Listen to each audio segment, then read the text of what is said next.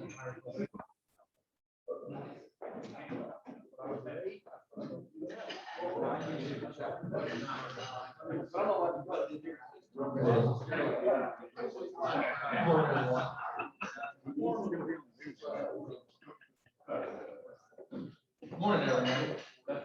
Morning. We have 23 Rotarians and attendance today. We have some guests. Guy has a guest. So this is Steve McCoy. He's the president of Swarm NBA affiliate team. He is putting in an application to join our club.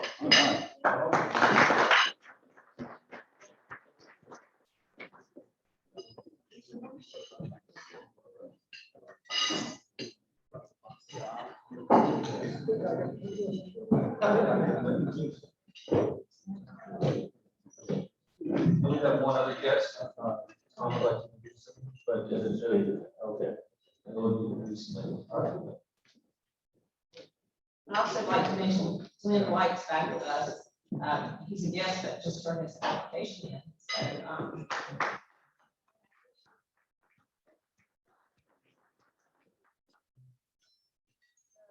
Rick, you're always at the buffet. I are here. Well, I always said the buffet food, right? That's why I hang out there. Good morning, Gate City. We've got a couple of things to celebrate this week. We had, first, we're gonna club anniversary with our flag bearer today, Mr. Ross Geller. Ross, I know you're here. We got an anniversary, let's see, what's that, tomorrow? Sir, how many? 13. You're right. All right. 13. Thank you, man. Appreciate your service. And birthday, well, we almost got the same day, President. Not quite. Down, Carlo, no, it's Dale Hopkins. Down here. Well, you guys see, Dale Hopkins, wish you happy birthday. And let's see. No wedding anniversary this week, but late night. Where are you, Blake? Huh? Okay. All right. That is our report for today. Thank you. You're very welcome. While Niecy's in here, I'd like to just recognize Niecy. She's the one that makes all this happen. A couple of weeks ago,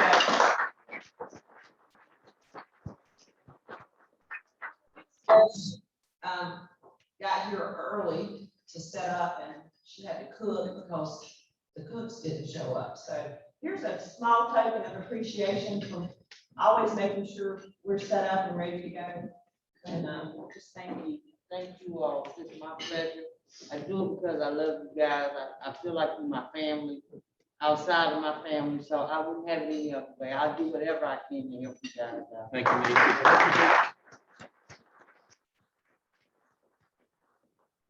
Before we do happy dollars, I think Mark. Give a quick update on football pool. Little confusion, as we did the first week is actually 2 weeks on both because the games are spread out over every night of the week for a while. So at this point, most of the college games have been played and now the pro games are coming. A little bit of crossover still, but I will tell you, out of 15 possible points, we do have at least one person who has 12 points. So, but it's close. Everybody's still in it. Well, there's one that's a little weak. I'll just tell you, the hint I'll give you is I feel certain the leader is not happy. But, so, next Thursday morning, I'll announce the winners and losers for the football pool, or have them announced. Next week's pool, and we'll get more consistently on a 1 week, weekly basis, is gonna come out to you via email on Monday. And it'll be due to be turned in on Thursday. And I'll just tell you in advance, there's going to be bonus points for turning them in person at this meeting next Thursday. Awesome. Thank you. Oh, one other thing. I've had at least one person tell me that he didn't get the email. And I'll keep that anonymous if he doesn't like the email. Did you check your email?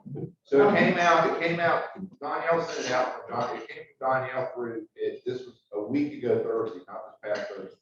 So everybody check your emails on Monday. If for any reason you don't get the email from me or Danielle, then make sure, you know, you check it very closely or let me know, all right? Thank you. Do we have any happy dollars? Happy dollar. Where's Bobby? I got a happy dollar. Bus is on. I posted this on Facebook, some of you might have seen it yesterday about 5:30 on my way home. My 1999 Toyota Land Cruiser hit 400,000 miles.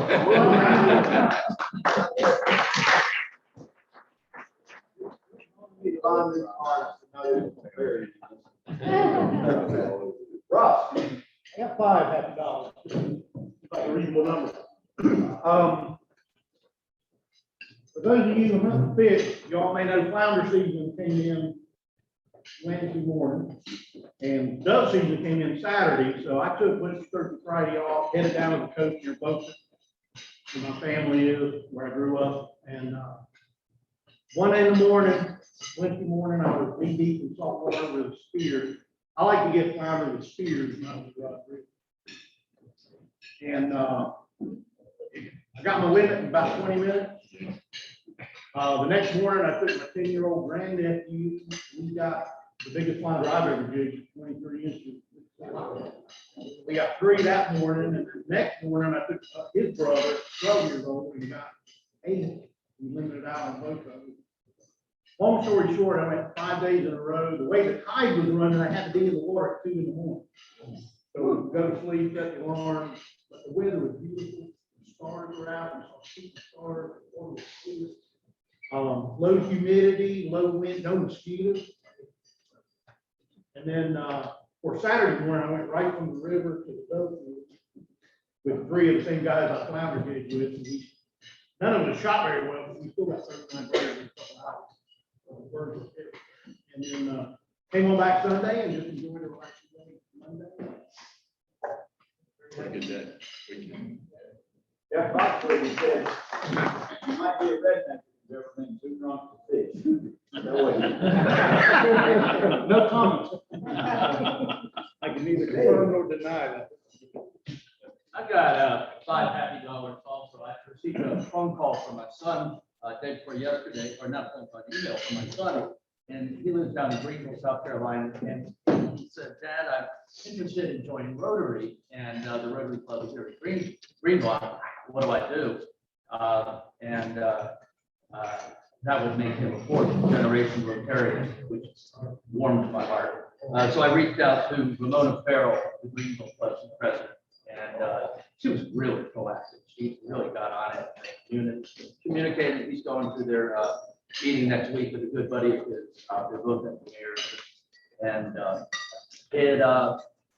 one thing he said, what do you get out of it the most? And honestly, I thought for a second, and especially this year, this whole service above self thing, this focus of service above self, that really works for me. When you practice that, it makes ugly things a lot prettier. And I've really enjoyed it. And I'm really proud of the family history. Gosh, I'd be so proud of what people going. I would be there. I just what is it that you do here? Not invitation. Induction. Yes, it's right. I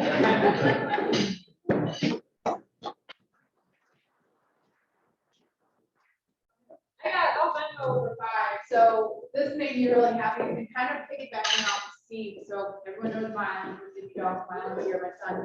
And getting him up early to come to a Rotary meeting at 7 a.m. struggle for a 12-year-old, right? However, he shocked me yesterday. He said he wanted to come and get the biscuits and gravy. So. Yeah, he's on his way, right? He'll be right there with his son.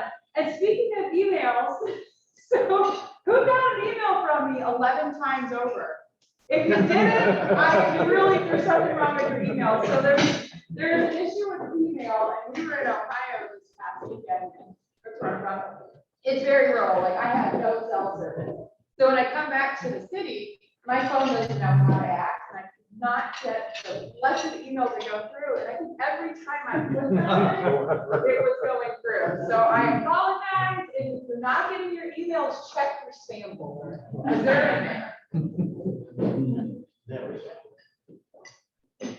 Dr. Guy. This is for pig stock. I'm still working on my brisket recipe, but we now have volunteers for every category but the pork, right? Kind of the whatever. I don't know the smoker lingo yet. I'm still learning this stuff. Pork shoulder. Pork shoulder, right? Yeah. So thank you for all the people who volunteered. We're gonna have a practice cook at September 19th at my house. Chip's loving it. And September 18th and October 9th at my house. So we're gonna get the big smoker and we're gonna start working on practicing cooking pork shoulders. But I've now cooked 4 beef briskets. Does that make me an expert yet? Yes. Yeah, so I'm cooking more. My goal is to cook 20 of these things before this competition. So I have to just keep meeting my friends. I cook it little. Well, you know, you'll be able to resell all the shoes in your house. The point is we have a team. We're working on it. So everybody come out September 18th, October 9th. October 9th is going to be the big one. We're going to pass the hat. We're going to ask everybody to put up $20 a person to go to our foundation. So the money will go directly to the foundation. Thank you, Guy. And Matt.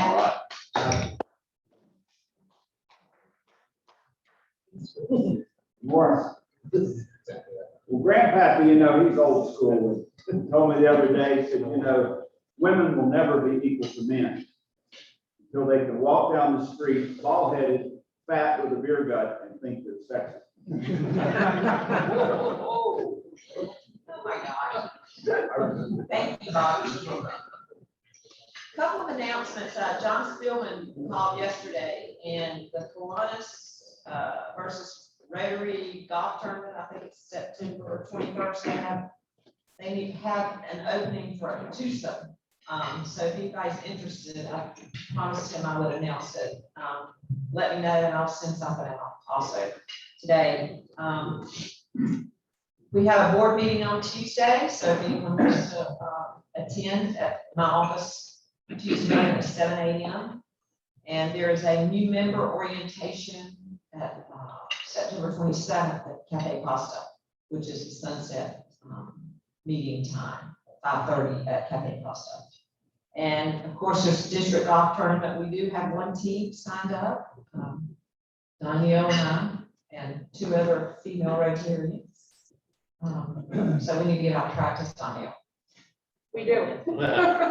And before Tom comes up to introduce our speaker today, as part of our networking initiative, business networking, we are having member business highlights. And so Ross Geller is going to come up this morning and speak briefly about his business. Thank you, Lisa. Good morning, everybody. 13 years ago, I didn't realize it was 13. I guess it was a good guess on my part. But 13 years ago, when I joined, I learned very quickly in this club, you don't talk business. As a matter of fact, it was the very first meeting. There was a customer of mine in here, and I asked him a business-related question, and it was like a lobster caught at me. Real weird. But I never did that again. I can get it. You know, we're not a lead group. I get it, but I think everything in moderation makes sense. So the other day, when they announced the initiative, you know, Rotary started as a network, businessmen, yeah, not women at that time, meeting, but business people meeting, and the idea of doing business with members of the club. So I was glad to see that, and I wanted to go ahead and talk. I had lunch with a member of our club about a month ago. I've known this person over 10 years. And I was surprised because I mentioned it, a loan that I'd done, and he said, wow, I didn't know you did that. Oh, my goodness, have I dropped the ball? How could that be? So this opportunity came up. I got, I'm going to be one first one. I am a commercial lender, and it says commercial banking on here, but I looked around a lot of name tags. They're not very descriptive. like what? Communications networking or something? What was that? So I'm glad we're gonna talk about it a little bit because I want to do business with people I know and trust, and we should certainly at least have a working knowledge of what we do. So anyway, long story short, my key role is I loan money to business owners. That's what it all boils down to. And then the other key point is I am the primary point of contact at the bank for my business customers. So if Bobby banked with me, if he needed to buy some new dog equipment, I could loan him that money. But on the other hand, if he had some other banking related question, he calls me and then I get him in touch with online banking person, fraud or fraud prevention software, whatever it may be. So I loan money to business owners and I'm the primary contact person for the bank. That's from the customer's perspective. So again, if Mike banked with me, your perspective is you need a new operating table. I loan you that money, or if you need credit card, line of credit, whatever direct lending, I do that. But if you have another banking issue, you call me and I get you connected with the right person. And then I manage that process. I make sure nobody drops the ball. From the bank's perspective, I loan money, I manage the whole relationship. So if anything goes wrong, the buck stops with me. And then the other piece is I need to grow my business. I need to bring new customers. So loan money, manage the relationship, bring in new customers. We have other bankers in this club. One said he's not a banker, but I think he's a banker. He loans money. But Dale Meltzer is a banker. She's a mortgage person. So if you need to refinance your house or buy a house, that's what Dale does. Dale Harold, SBA expert. Robert Gray is also a commercial banker. He basically does what I do for Brand X. There used to be a bunch of commercial bankers in this club, but not so much anymore. Let's see. First Bank. I work for First Bank. We're probably the best kept secret in Greenfield. You were keeping this. I hope not. I worked for Carolina Bank, which was a much less well kept secret, for 14 years, and then First Bank bought us for years.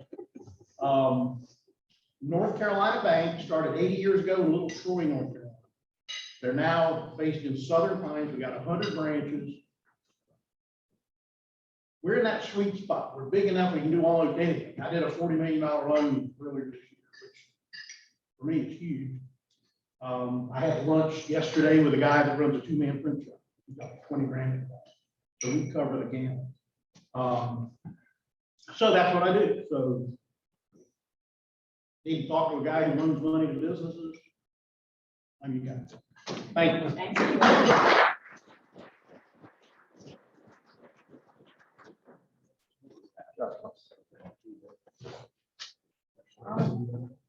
After I gave you those Carolina Panthers tickets, you didn't take me flying. Anyways, my pleasure. It's only a 2-week season this year, Doc. My pleasure this morning to introduce our speaker, Dr. Anthony Clarke. We call him Dr. Clarke. It said Tony on the bio. At school, we always just say Dr. Clarke. But he's the 8th president of Guilford Technical Community College. And this club has a long history with GTCC. Some of our meetings I remember best for students we've given scholarships to come and spoke to us. Dr. Clarke was president of Southeastern Community College in Whiteville before he came here in 2019. He began his community college career at Gateway Community and Technical College in Kentucky. He's a graduate of the Military Academy at West Point. He spent two decades working in the private sector, a lot of General Mills, GE aircraft, and just I'm particularly excited about him speaking today. I've been on the President's Council at Guilford Tech for the last year. Really seen a lot of changes. You know, we're talking about really taking this college from good to great, really making a difference. A lot of ad campaigns to make amazing happen. Some really exciting stuff going on. He didn't tell me what he's gonna talk about, so I don't want to steal his thunder here, but welcome, Dr. Clarke. Thank you very much.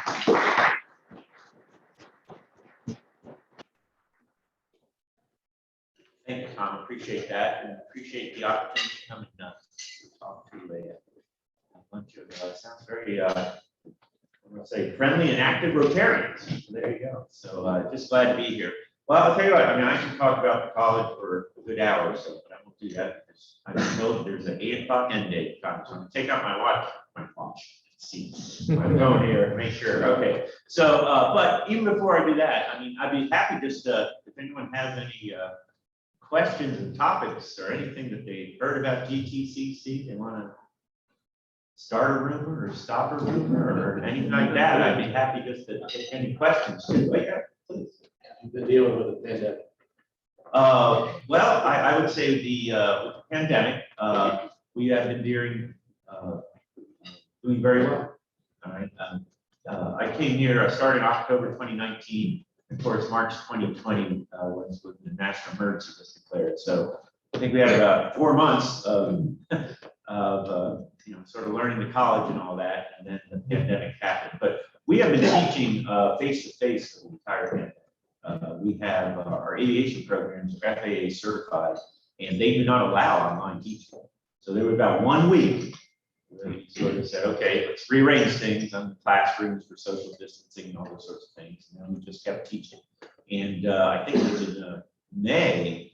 Yeah, I think it was in May. The governor said that there were certain essential industries. So we were teaching in our labs, welding, automotive, all those types of technical programs face to face since May 2020. So we did not stop. And we kept going, and I was in the office every day. I know there was IT people in the office every day. I think we're the only 2 in the building. And our faculty and staff have done a great job, and our students have done a great job. When I'll say before, I guess pre-vaccine, right? We did a really good job as far as social distancing. We went a lot to online, but not completely. And once again, we found out the most dangerous time was lunch, because the students would follow the rules, and then they'd all get in the car, go to lunch, take off their mask, and then it would be like, oh, someone got a positive test, and then we'd say, oh, they followed the rules in the classroom, but then they said they went to lunch with these 4 guys, they all had their masks off. Oh, so that happened like 2 or 3 times. So we have to tell them the most dangerous time of the day is lunchtime, so be careful. We didn't contact trace, but we did have a protocol that we followed. So we had a COVID hotline, which actually, whatever our extension is, you spelled out COVID. For some reason, that number was available, so we used that. So you dialed COVID, and you could talk to our risk assessment manager, and he would, sort of see where you were in a mask, where you're social distancing.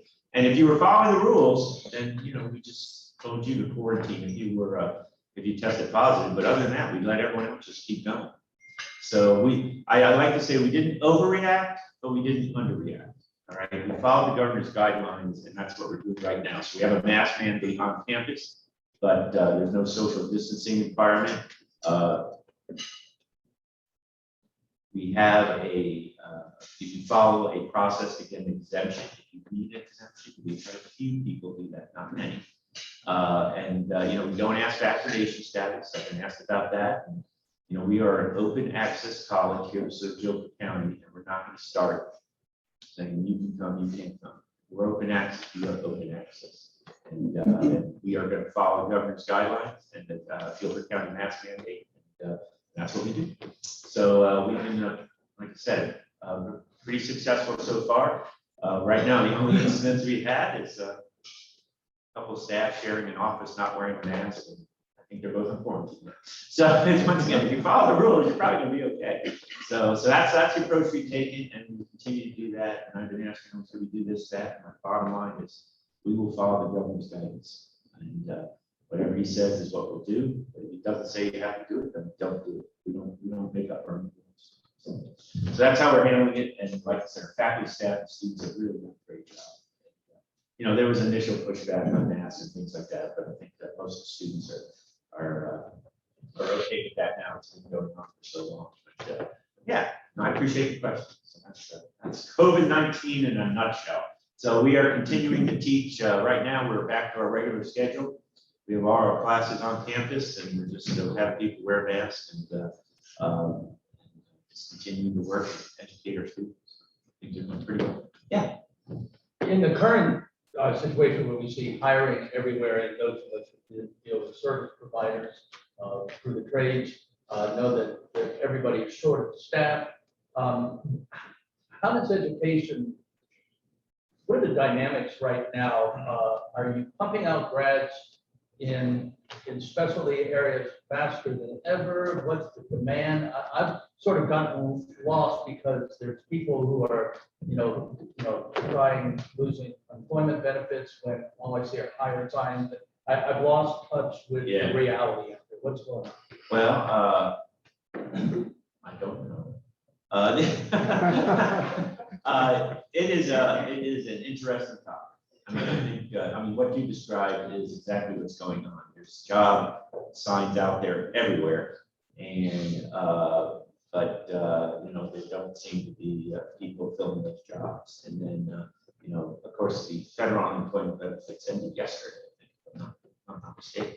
So, that's just one of the many things going on. I mean, I don't think you can say it was unemployment benefits or it's COVID or it's this or that. I mean, there are a lot of dynamics. The one thing I always have to remind myself and others is that, we're dealing with individual students who are people. They got to make decisions, what's good for their family, what's good for their individual situation. I will tell you right now, our curriculum enrollment is down from where it was last year, which is disappointing. We're working hard on that, but our enrollment in our GED and high school equivalency courses are up, and our enrollment in our continuing education, so our short-term credentials, which tend to be technical programs, is also rebounding pretty well. So it's really a crazy time, and I don't think anyone really has a finger on exactly what's going on. My personal thought is that we were looking pretty good, and then the Delta variant hit, and I think that just causes concern. And people who maybe might want to come back to school decided not to. I think we do an interesting piece of information. We did a study. We do a survey every year with Guilford County Schools. We survey graduating seniors, and it's self-reporting, so they tell us what they're going to do. And I just got the report this week, and it said historically, maybe 1 or 2% say they're going to work. Everyone else says they're going to education, going to the military, stuff like that. This year, 21% say they're going to work. So I'm thinking, okay, what does that mean? Well, part of it is, family circumstances require students maybe to work so they can contribute to their family because maybe they lost, maybe someone in the family lost a job or something like that. I think there's another segment though, because, I went and, Tom's living this. I mean, it's hard to find staff, particularly in the IT area. But when I go into Sheets, there's a sign $14.50 an hour, $17.50 for managers.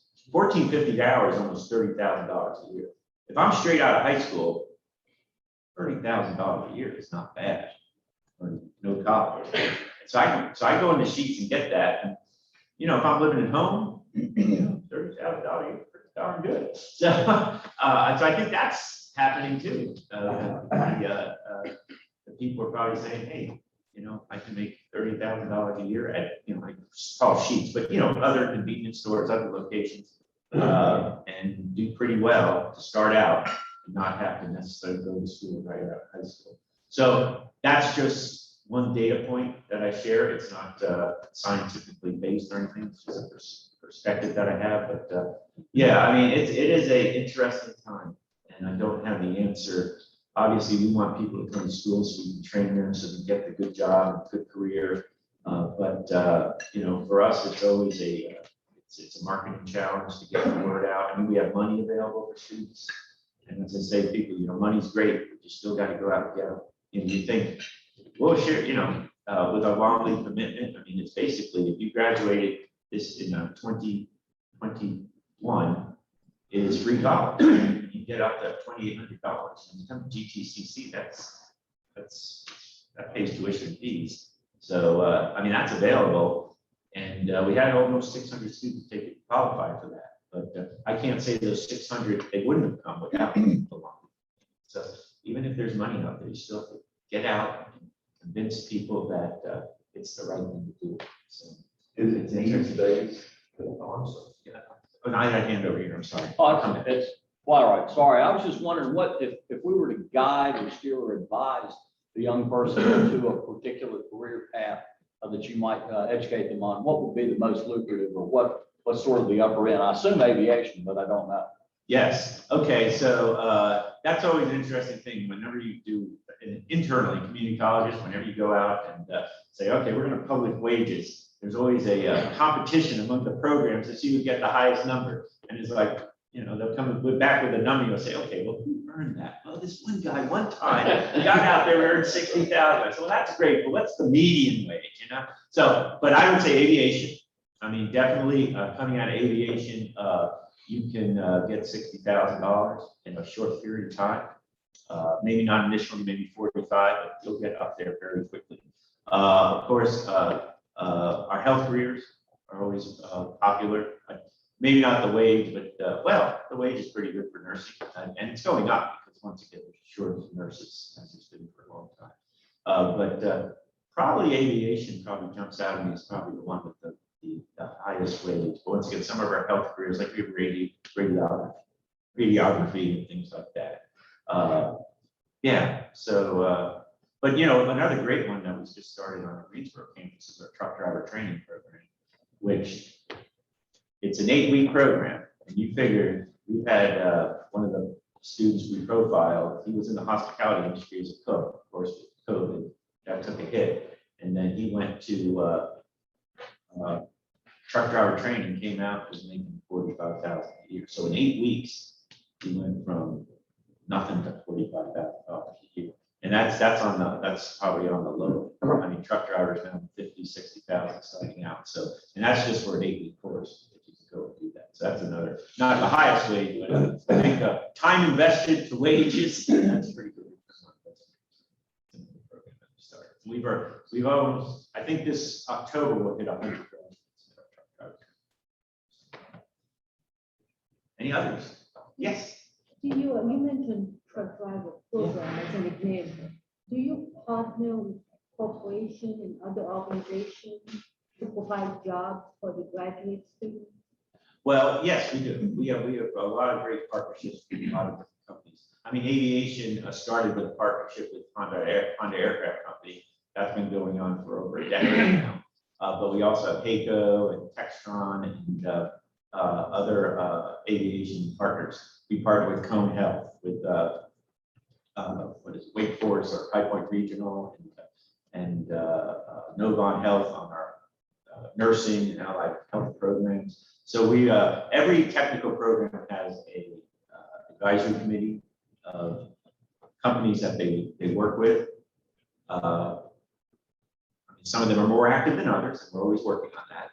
But yes, we're always working with industry to try to make sure that our graduates are meeting their needs and that they're qualified for the jobs that are out there. So yeah, that's a constant, it's constant work. You can't stop. You can't say, okay, we did that, because requirements are changing, employers change. And, I was in industry for 15 years with, as mentioned, General Mills and GE Aircraft Engines, and Arthur Anderson as a consultant. But, as I have to tell industry sometimes, we got to work together so we know what you need. Because, as you guys know, if you work in business, it's hard to predict sometimes, right? You might think you need 50 people, and then ends out you need 25, or maybe you need 100. And like I tell people, it isn't like, if you tell me you need 50 welders, I don't have a closet back here, I go and get them and sort of ship them to you, I mean, they're people, they may want to come to your company, they may not. So, you got to do your part too. So, but yes, short answer, which I never did, is we do work really hard with our employees. Yeah. I know you guys have a major presence here, but could you put some numbers to that in terms of number of campuses, number of students, Sure, number of sure. programs? So we have I think we'll five be campuses. surprised. We have five campuses. Our aviation campus, which is actually two locations, by Old Stagecoach Road and off of South Regional Road. So that's our aviation campus. Has three buildings. We have a Greensboro campus, which is off of East Wendover. About 5 buildings there. We have our High Point campus, which is really downtown High Point. And then we have our Jamestown campus, which is the main campus. I think we have 48 buildings overall between the 5 campuses. And we have the Cameron campus, where there's a conference center, but there's also a classroom space, and things like that. And then we have 2 small business centers, one in High Point and one in Greensboro. We serve about 10,000 curriculum students a year. So those are degree-seeking students. I think we're just shy of 10,000 this year, but roughly 10,000. Then you add another 14,000 workforce continuing education students. So these are the students going for the short-term certificates or coming back to get their high school equivalency diploma if they didn't graduate from high school. Or we also have a program for ESOL, which is English for speakers of other languages. So total that's about 14,000. So we're about 24,000 students. That is down from a couple of years ago before I got here, about 30. So we are a big college. There's a lot going on. And I was honored to be selected as service president. I'm still learning a lot, but it's great to be here in Guilford County. GTCC does a lot for the county. The county does a lot for GTCC. But I think the state yeah. leaders that founded the community college program back in the 50s, 60s. Yeah, They- probably they the early 60s when it really hit a major home run. Yes, they did. Yes, they did. And, there's 58 community colleges in North Carolina, over 120 locations though, because we have 5 locations. So the goal from Dallas Herring, who was the founder of the community college system, is that there should be a community college location within 30 minutes of every citizen in North Carolina. I think we got that. So, yeah. Dr. Clarke, economic development questions. Yeah. You've been dealing with that a little Yeah. bit here recently. Can you speak to the process of how you go about having a new potential business company industry coming into the community, how you process all of that and begin to retool or have those folks in place when they are ready to be up and running? Sure.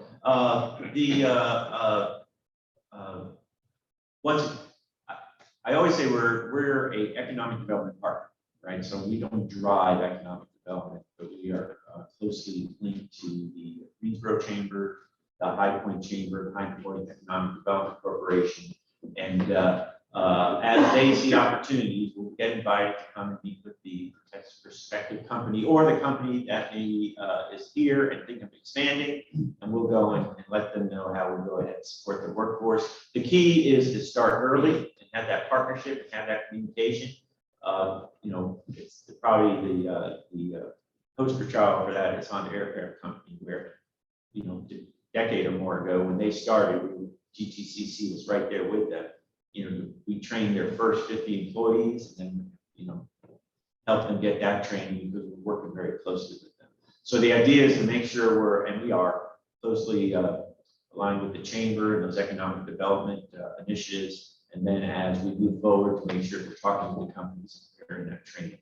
And, as we continue on to make sure that the company knows and that we provide that training, not only for the initial startup, but as they continue to grow their business, we're going to be that partner. So, and I think we do a pretty good job of that. So appreciate that.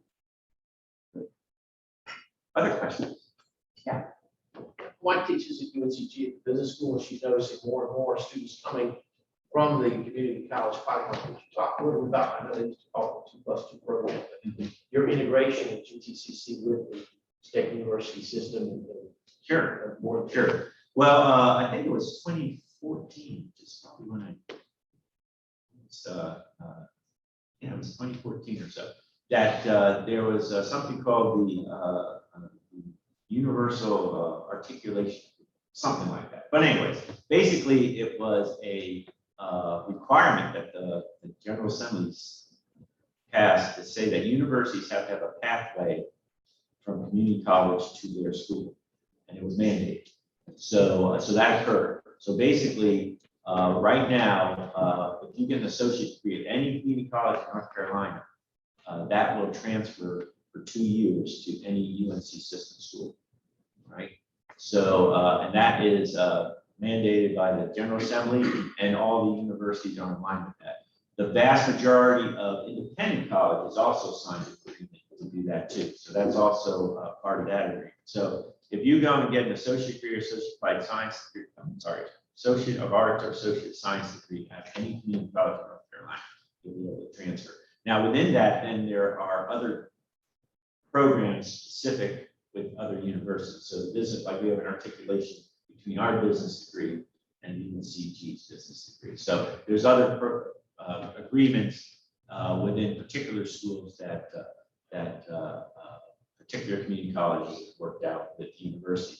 But even beyond that, each university is required, like with business, to have a business pathway that a student from a community college can go and see what courses they need to take to be able to go there as a junior.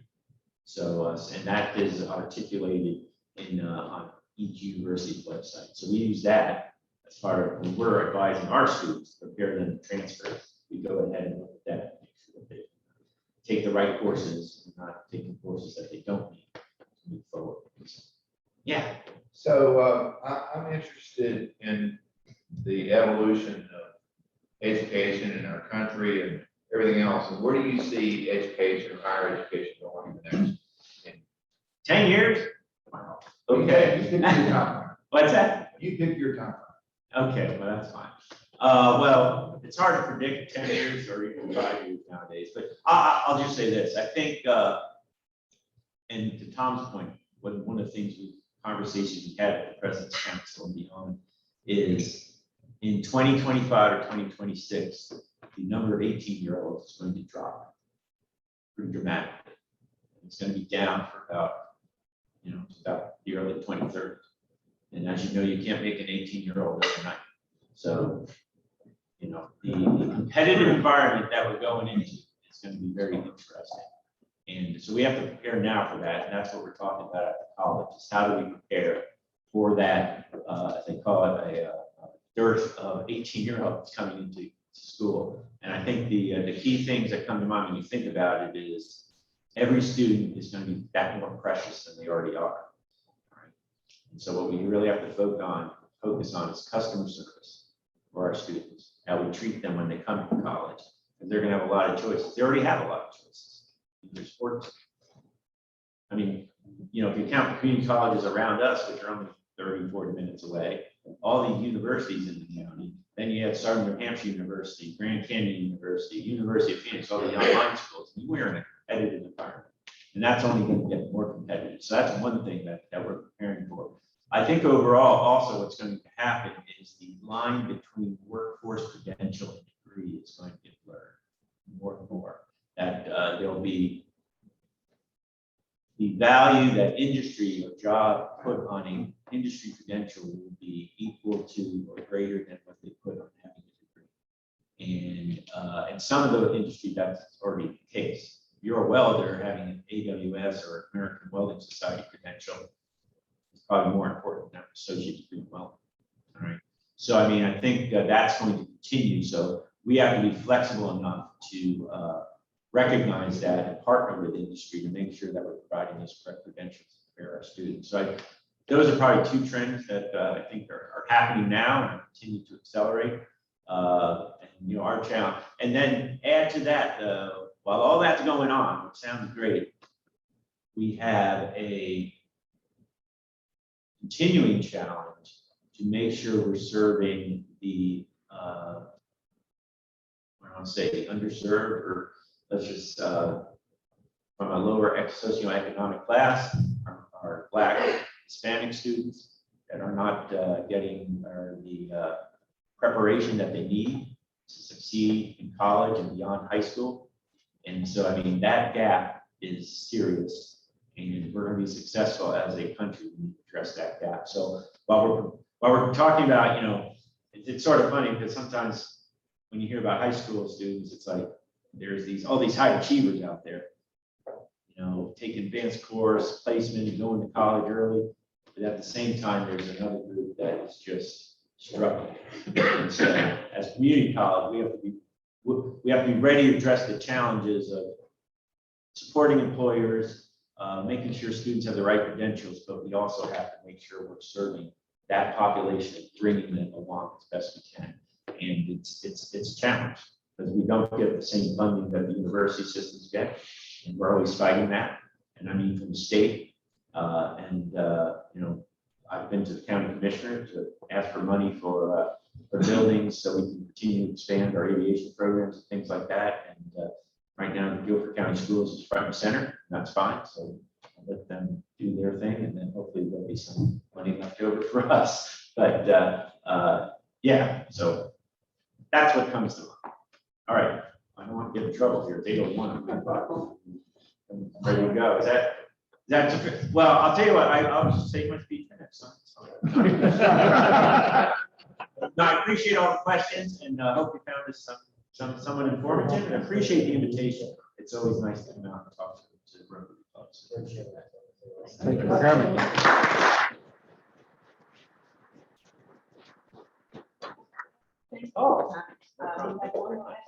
Oh my goodness, I have to do this. Do I? What if I pick my own name?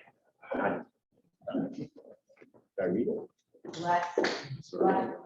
Oh, okay, I was gonna do it all, just the bill suspense. All right, the last three numbers are 875.